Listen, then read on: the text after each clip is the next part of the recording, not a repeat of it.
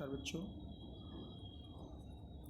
वाणिज्य व्यवस्था कक्षा 11 चैप्टर नंबर 2 धंधा की सेवाएं, जिसमें हम पहले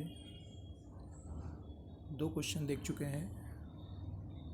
बीमा का अर्थ और उसके प्रकार, दूसरा गोदाम का अर्थ और उसके प्रकार। जो आज हम देखेंगे क्वेश्चन नंबर 3, बीमा की सेवा और उसके सिद्धांत। तो बच्चों, बीमा की सेवा और बीमा का अर्थ दोनों सेम और बराबर हैं, जो कि हम इसके पहले दोनों क्वेश्चन में देख के आए हैं। जैसा कि हमने देखा था, बीमा अर्थात 2 पक्षकारों के बीच एक ऐसा लिखित अनुबंध या करार जिसके द्वारा बीमा लेने वाला प्रीमियम की रकम के बदले में बीमा करने वाले के पास से एक ऐसा वचन प्राप्त करता है जो उसे निश्चित किए गए जोखिमों के कारण हानि हो तो तय की गई रकम सीमा में निश्चित गणना के आधार पर आर्थिक क्षति की भरपाई की जाएगी। तो इसी तरफ देखेंगे हम बीमा के सिद्धांत। बच्चों, बीमा के मुख्य 4 सिद्धांत हैं। पहला है संपूर्ण विश्वास का सिद्धांत। तो बच्चों, संपूर्ण विश्वास का सिद्धांत क्या है? बीमा के अनुबंध का उद्देश्य लाभ प्राप्त कभी नहीं हो सकता। बीमा अनुबंध का उद्देश्य क्षति की आर्थिक भरपाई प्राप्त करना है। बीमा का मूलभूत विचार सामाजिक है, इसलिए बीमा करार के पक्षकारों को परस्पर संपूर्ण विश्वास करना होता है। अनुबंध करते समय या करार करते समय दोनों पक्षकारों को बीमित वस्तु से संबंधित सभी आवश्यक जानकारी देनी होती है। बीमा लेते समय जानकारी न पूछी गई हो, यदि अनुबंध पर प्रभाव पड़ता हो तो एक पक्ष द्वारा दूसरे पक्ष को देनी होती है।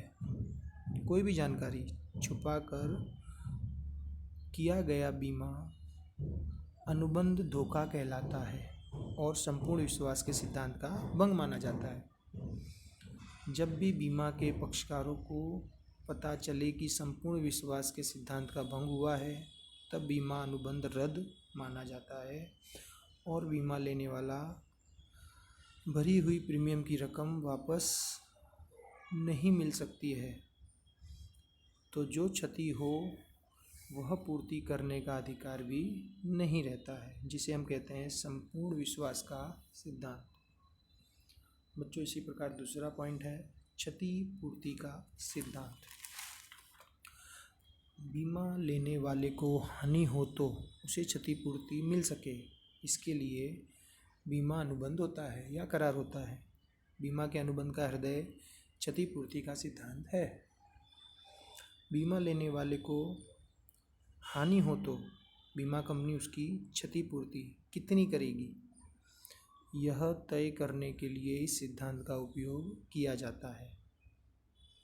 बीमा लेने वाला उसको हुई क्षति की पूर्ति ही प्राप्त कर सकता है, वह लाभ प्राप्त नहीं कर सकता। अर्थात जितना नुकसान हुआ हो उससे अधिक रकम क्षतिपूर्ति के लिए प्राप्त नहीं की जा सकती है। जीवन बीमा को क्षतिपूर्ति का सिद्धांत लागू नहीं पड़ता है।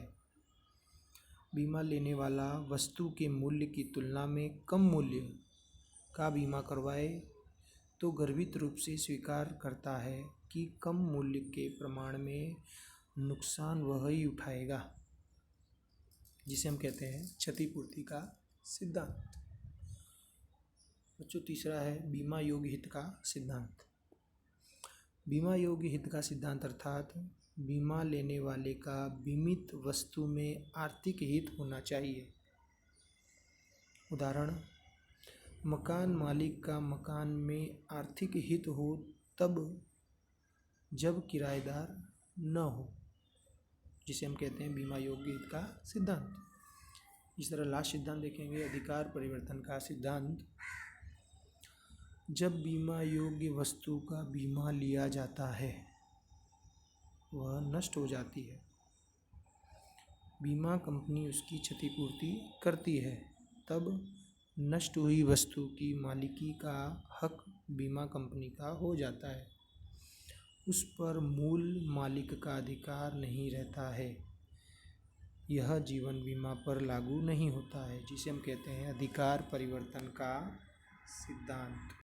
तो बच्चों, आज हमने देखा बीमा की सेवा और उसके सिद्धांत। नमस्कार।